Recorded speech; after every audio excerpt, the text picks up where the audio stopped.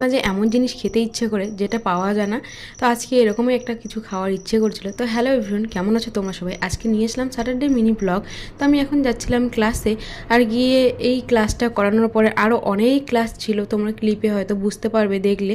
শনিবার রবিবার বাচ্চাদের ছুটির দিন থাকে, আর এই দিনগুলোই বেশি চাপের থাকে, তাই প্রত্যেকটা ক্লাসেই বেশিরভাগ শনিবার রবিবারই পড়ে আমার।